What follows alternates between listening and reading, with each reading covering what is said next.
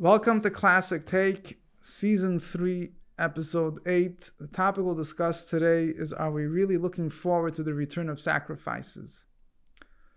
One of the biblical predictions regarding the future is that there will be the return of sacrifices. The Rambam mentions it when one of the first things he mentions regarding the coming of Moshiach is that Moshiach will build a temple and we will have a return of the sacrificial system as it was done in the times of the temple. And the verses are filled with the different sacrifices. The book of Yechezkel speaks about the sacrifices we'll bring in the future. There's also a whole description of the inaugurating sacrifices that will be brought when the third temple is inaugurated. And we have the famous verse, that the offering of the Jewish people will be sweet to Hashem like the days of old, previous years when the first temple stood. So a central theme of the coming of Moshiach is the rebuilding of the third temple. And primarily the third temple is associated with sacrifices. Now this is something which catches many people, a little strange, because in our minds, we're talking about religious Jews even, because in our experience today, to us it seems a very strange thing to take an animal and sacrifice it and burn it on an altar. It doesn't, putting on tefillin, keeping Shabbos, eating matzah on Pesach. These are certain things that we're still used to, we relate to. But we don't really relate to the concept of taking an animal and putting it as a sacrifice, let alone those that, have their own questions regarding cruelty to animals and so on and so forth. So I want to try to discuss this, at least to some degree, and to understand. I want to primarily focus on this from more of a spiritual or mystical understanding, because it's not because I want to forget about the physical aspect, but because it's very hard to relate to the physical aspect without understanding the mystical aspect behind it. Let us understand, first of all, what is the topic of what is the role of sacrifices and why we don't have them today. So not just technically we don't have them today because we don't have a temple and there's different conditions that, technically there is a concept that we could bring a sacrifice even the temple doesn't exist, but there are certain conditions that apply, and there's a whole controversy about this particular point, which is not really relevant to the discussion now. But I want to focus again, like I said, I want to focus more from a mystical perspective, from a understanding the concept, the theme of the idea of what is the concept of sacrifices and why don't we practically have them today. What was unique about a sacrifice was not just a ritual. Nothing in Judaism really should be understood as a ritual, but particularly when it came to sacrifices were never meant to be a ritual. Sacrifice was a very deep experience where a person brought a sacrifice, and as our sages say, there was a fire that was on top of the altar which consumed the sacrifice. There was a fire that came from above, a godly fire that consumed the sacrifice. Which basically means that bringing a sacrifice was an experience. It wasn't just a ritual, it was an experience where a person took physical matter, and that physical matter became consumed, became elevated to a spiritual existence. It was elevated to godliness. That is why today we don't have sacrifices. Besides the technicality, so to say, the halachic conditions which are difficult and impossible to solve in order to be able to bring a sacrifice. Furthermore, today, when godliness is not revealed in the temple, we don't physically see and experience the revelation of godliness, the sacrifice will not accomplish what it's supposed to accomplish. The purpose of the sacrifice was a very deep type of service where a person was connecting, taking his animal, taking his flour, oil, whatever it was, and elevating it to godliness. It was the elevation of physical matter, which was clearly evident, was clearly experienced. When a person would bring it, people would clearly see and feel how this physical matter was consumed in a godly fire, was elevated.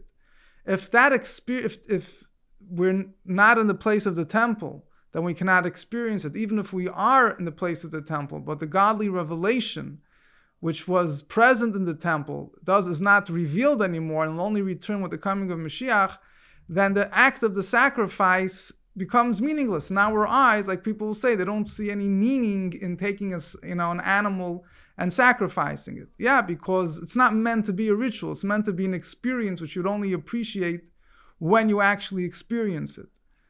When Mashiach comes, godliness will return to the temple, and it's still holy even today, but we don't necessarily feel and experience the holiness. Definitely not the way it was experienced in the temple times. Godliness will return, as we say that Hashem says, I will return my presence to Hashem will return to Tzion, He will return and reveal His presence in the Beis HaMikdash. At that time, then on the contrary, sacrifices will be very much understood and appreciated for what they are, because we will experience and feel the elevation of physical matter taking place in front of our eyes. This is, in a nutshell, the importance of sacrifices. It's a very, very special service of sacrifices. Is so treasured and an essential theme in Judaism because it has a very unique ability, not just to elevate physical matter. Every time we do a mitzvah, we're elevating physical matter. But this was a real, vivid experience where physical matter became consumed in godliness. Why it could only be done in the temple, and why it's not relevant when the temple is not here until Mashiach comes. Now, regarding the future sacrifices, our sages, we say in prayer, instituted by our sages, which means that when Mashiach will come, we will then bring sacrifices as the commandment of your will, which implies that only, and specifically the sacrifices in the third temple, will truly be the fulfillment of Hashem's desire to have sacrifices brought. Even though sacrifices were brought in the past, Adam Rishon, the first man, brought a sacrifice in the Garden of Eden. Nevertheless, those sacrifices are not, so to say, fulfilled. They weren't completely the way it was meant to be. Only in the future redemption, in the future temple, will we bring sacrifices as Hashem desired they should be done. Why is that so? So this is a very large concept. I will try to discuss it in a nutshell.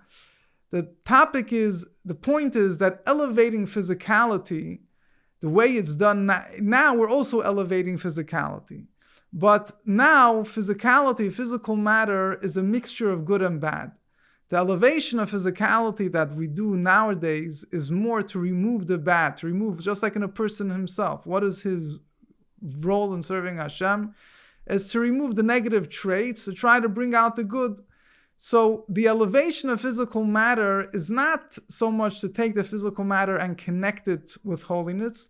It's more to take away the negative traits, the outer husks, as we call it, to remove the negativity, to be mevader, the toiv, min hara, to separate the good from the bad, and thereby to elevate it. As long as the world is stained with evil, with unholy forces, with negative things, we cannot really elevate the world to godliness. It's only when the world will become pure, when the world will be refined, as it will be in the days of Moshiach, it's only at that point that sacrifices will truly accomplish what they're supposed to accomplish, which is to connect creation with Hashem, to connect the world with Hashem.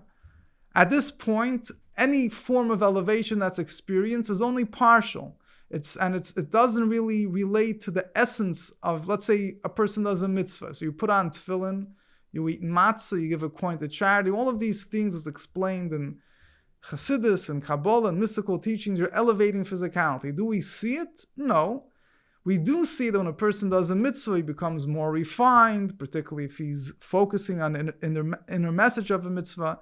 The effect of the mitzvah is more felt within the person himself, even though to some degree, somebody that is more spiritually sensitive, refined, might be able to perceive a refinement in the physical item itself. But the physical item itself inherently has not been elevated to Hashem. Just like by a person. When we're serving Hashem more with the outer, even when we are deeply involved in prayer and so on, we're serving Hashem with the more revealed functions of our soul. Our understanding, our feelings. We're not serving Hashem in the real essence of who we are, with the very core of our being. It's only when Moshiach will come will the very core of our being be revealed. The same thing is that the world at large, the very core of physicality, remains something distinct from godliness. Even when we do a mitzvah and we're elevating it, we're bringing about some refinement in the thing, but the refinement is more external, is more sensed in more spiritual realms. It does not relate to the physical item the way it is on its own. When Mashiach comes and everything in the world will be in a pure sense, evil will be eradicated. Hashem says, I will remove the spirit of impurity from the earth. At that point, so then everything in the world the point of elevating matter won't be to take away the negativity. On the contrary, then we will be able to begin doing what elevating physicality as God originally intended for the way it should be done, which is to take the physical matter itself, not just to remove the negative of it, but take it itself. It itself should express godliness, which is the concept of sacrifices. That is why the sacrifices of the future will be the ultimate sense of sacrifices. Even the sacrifice in the first and second temple, as long as there's negativity in the world, that experience of becoming one with godliness is still limited. It only affects it to a certain level. It's only when Mashiach will come and the world will be free from negativity. And moreover, the essence, the Chassidus puts a very strong emphasis on us ourselves, the essence of our soul will be revealed. We will serve Hashem at the real core of our being. This will be able to affect a change in the core of the being of the world around us. Everything that we will interact with, everything that we will serve Hashem with, won't just be affected on an external level, be affected with the very core of what it is. So at that point, we'll really be able to connect and elevate by bringing a sacrifice. We will really be able to elevate and connect the physical matter with godliness. That is why specifically the sacrifices of the future will be as Hashem wanted them to be. There's a question that a reader asked, which is, I'm just going to mention it now because it just continues into the next point I wanted to say. He says, I'm still puzzled why the sacrificial system will be reinstituted if we're all supposed to be vegetarians in the Messianic era. Well, I guess on a certain degree what this person is pointing to is the concept that I mentioned before of barbarity, of cruelty to animals, which is running into a whole different discussion, a lot of theology, a lot of mystical discussions, Kabbalistic discussions, and so on and so forth. I'll try to address this briefly, but I will also try to just continue and tie it in with the point that we just left off from before. Based on the previous point that I mentioned before, it is clear that if a person understands what the sacrifices are, they're a real experience where the animal becomes one with godliness, the flower offerings, other things that are burnt in the altar become one with godliness, we could understand that this is not in any way trying to be barbaric or cruel to the physical reality. On the contrary, it is their greatest elevation that they could experience. And again, in the temple, that was experienced. Now, as I mentioned before, there's the stages in this. The sacrifices that were brought in the previous temples weren't necessarily on the same level as the sacrifices that we brought in the third temple. Regarding the third temple, we find an interesting concept, which commentaries mention, that the animals themselves are going to want to be brought as sacrifices. Might sound very strange to us, but that's what they say. We find an interesting thing in the third temple.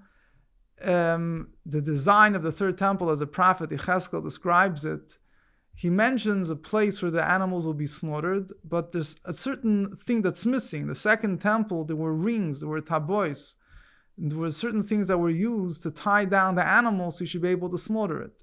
In the third temple, the whole arrangement of where they're going to be slaughtered will be a little bit different. It'll be done near the gate.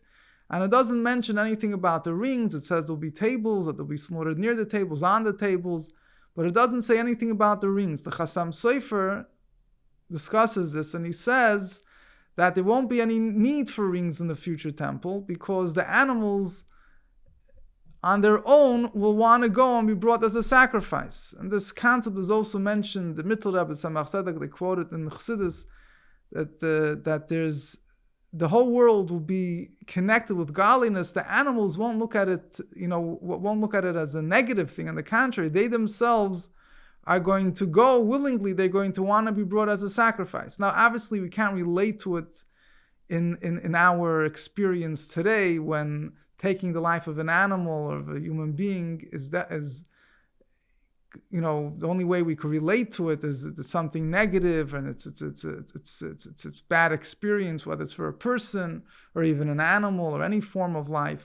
But ultimately, the way the world will feel and experience things when Moshiach will come will be very different.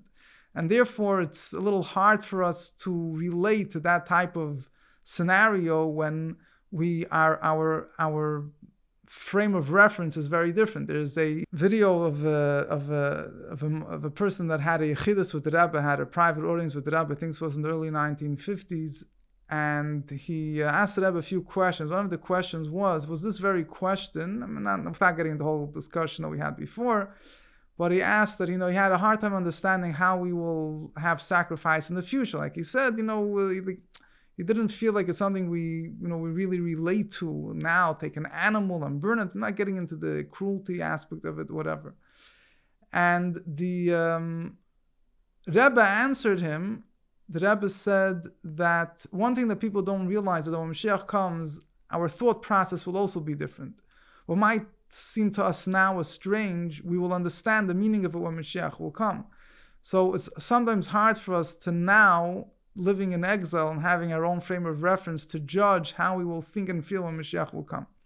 But anyway, getting back to this question about being vegetarian when Mashiach comes, like I mentioned, it's a very, very complex discussion. I mean, while there are a few sources which advocate the idea of being vegetarian in Judaism, it's not necessarily accepted by the mainstream. But without getting into discussion being vegetarian or not, and again, there's pros and cons, and it's a whole discussion onto its own, which is not the topic that is relevant at here, but just from the perspective of the future. Let's say, in other words, let us say we will accept that idea we should be a vegetarian, that there is a noble meaning in behaving in such a way. How would that conflict with the bringing of sacrifices in the future?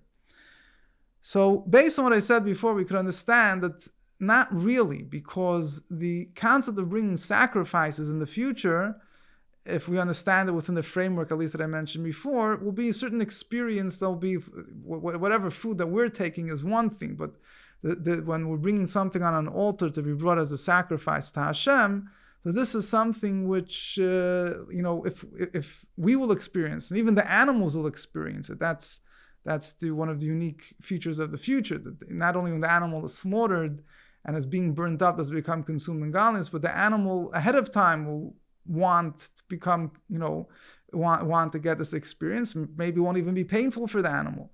So if we view it from that perspective, so then even if we will be a vegetarian, but it has nothing to do with the animals themselves being brought as sacrifices. We're not bringing them as sacrifices to us. We're bringing them for Hashem. I mean, within sacrifices, there are some things that we eat. Sometimes there are certain meats of the animals that the kohen would eat that we would eat.